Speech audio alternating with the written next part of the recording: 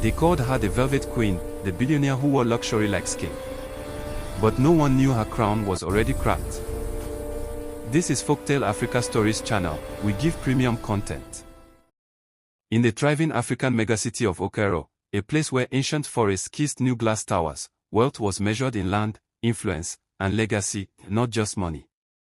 It was here that Adesuwa Akinola rose like a flame in Harmattan season. She was not just rich. She was a revolution. At 27, Adesuwa built Velvet Aso Luxury Group, Africa's most powerful fashion, beauty, and luxury empire.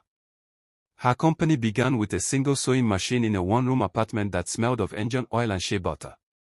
Today, it owns 3D rendered billboards across 18 African countries, private perfume labs in Morocco, diamond-embedded textile vaults in South Africa, and celebrity beauty factories in Lagos, Nairobi, and Accra. Her designs were so admired that international queens requested deliveries at midnight. Her fabric shimmered like moonlight on black skin. Her perfumes were rumored to make even stone statues attractive. Her skincare line Alabo Glow sold out within 7 minutes every time it launched. She became the woman every young girl pointed to and said, "I want to be her." But folktales always won. When wealth grows faster than wisdom, the heart starts eating itself. Adesuwa slowly stopped greeting elders. She believed humility was outdated. She began calling traditions dustage rules. During the sacred festival of threads, a celebration honoring ancestral fashion weavers, she arrived late and refused to kneel before the elders, an act seen as spitting on legacy itself. Her words on live broadcast cut deeper than a knife. "Fashion bows to me. Not the other way around." Africa gasped. Even the drums paused mid-rhythm. That night, strange events began. Her luxury wigs fell off mannequins by themselves. The models in her billboards turned their backs on cameras during photo shoots. Customers claimed they saw her eyes glow red in adverts after midnight. A viral rumor spread that she had insulted someone older than time itself. Only her assistant Lomi, a humble stylist from Ukhumwen River village, knew something was wrong. She had once seen Adesuwa wear a tiny glowing blue thread hidden under her crown years ago when she was poor. But Lomi dared not speak. Then the final omen arrived. Adesuwa stood before her grand palace mirror to remove her diamond crown, and for the first time in years, her reflection did not move when she moved. A thin smoke curled from beneath her wig. Something was glowing. The sacred thread. Not blue. Not indigo. Red. The mirror whispered, "You wore greatness without respect, now watch what happens when respect stops wearing you." The thread burns brighter. The mirror cracks. And the city lights of Oke-Aro flicker like they are afraid of the next sunrise. Money could build her empire, but money could not defend her name when honor left the room. By dawn, Oke-Aro no longer spoke Adesuwa's name with admiration. Instead, they spoke it with puzzled silence, and silence can be louder than mockery. Her headquarters usually woke to music, staff chatter, and perfume diffuser clouds that scented the streets outside. But today, it woke to empty hallways. The cleaners arrived first and found gowns on display unraveling like frightened scrolls. Sewing needles lay on the floor pointing east, the direction of the sacred river. The security systems beeped warnings in a language no engineer installed, ancient Itsakiri chants. Adesuwa stormed into the building furious. "Who programmed this nonsense?" she barked. The building answered back by shutting its doors. Automatically. Without a human hand. Her global investors received email notifications at the same minute reading. "Contract terminated, client has lost original dignity license." They assumed it was a cyber attack. It was not. Adesuwa attempted damage control. She launched a live broadcast wearing a trillionaire smile and a $6 million crystal-woven dress from her unreleased collection. Cameras rolled. Influencers connected. Africa leaned in. This was her moment to prove dominance again. Then the dress reacted. It tore slowly from the shoulder, the rib spreading downward like an intentional wound. The tear hissed like steaming palm oil in a sacred pot. Patterns on the dress shifted, rearranging into readable Yoruba symbols glowing gold. No manners. No crown. No honor. The live stream crashed again. Africa screamed. Social media shook. Her PR team fainted behind cameras. People now whispered that she was not cursed by competitors. Payments returned to customers before they clicked buy. Fashion influencers uploaded videos, but their audio came out as proverbs instead of words. Her models reported nightmares of catwalk stages sinking into ocean waves. Truck drivers claimed their convoys moved at night without drivers, heading toward Ukhumwen River Forest.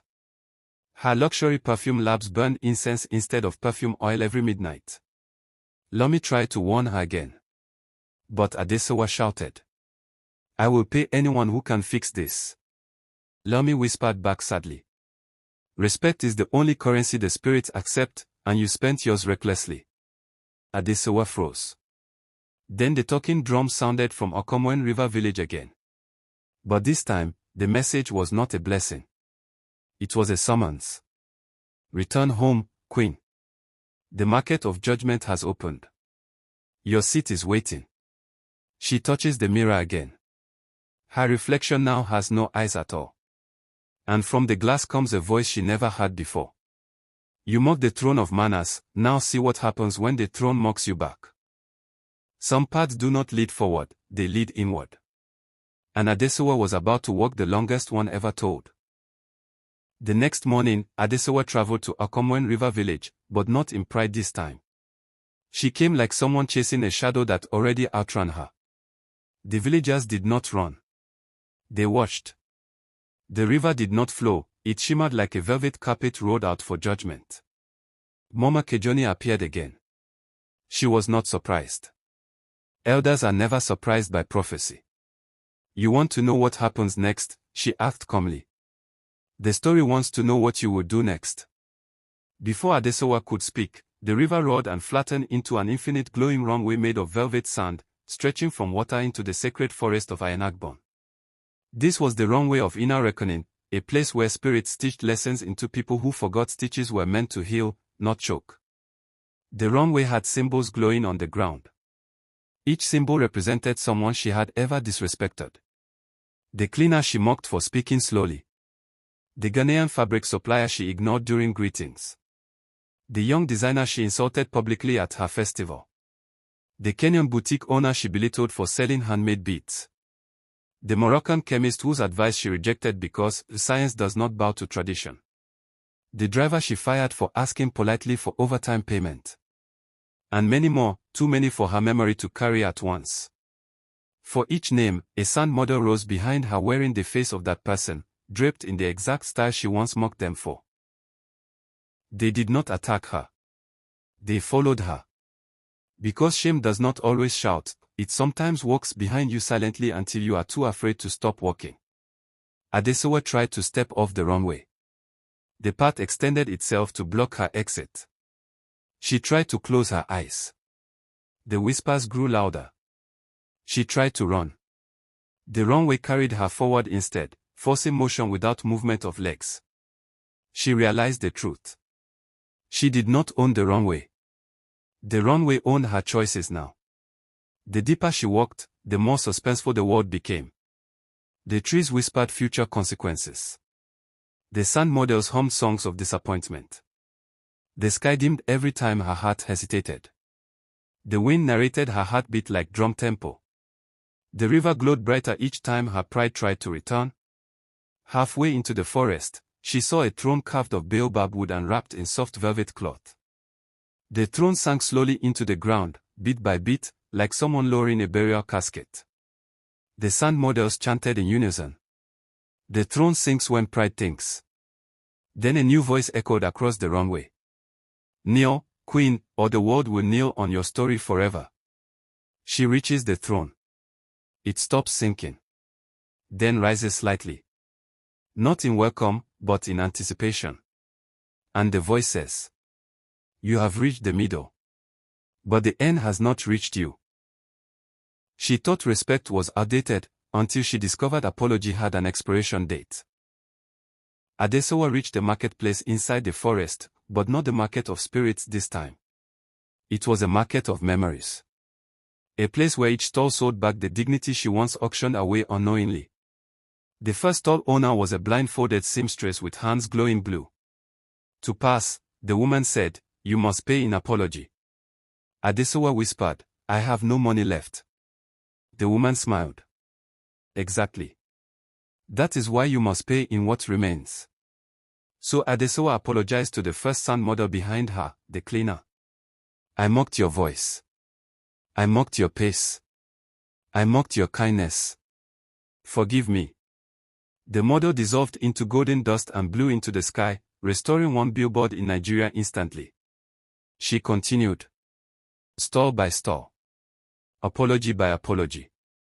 Each sincere word restored a fragment of her empire somewhere across Africa, but every arrogant apology failed and restored nothing. The suspense grew. Because the world was watching her heart, not her words. By nightfall, 70% of her empire was restored, but only the parts she apologized for sincerely. The rest remained dark. Then she reached the final stall.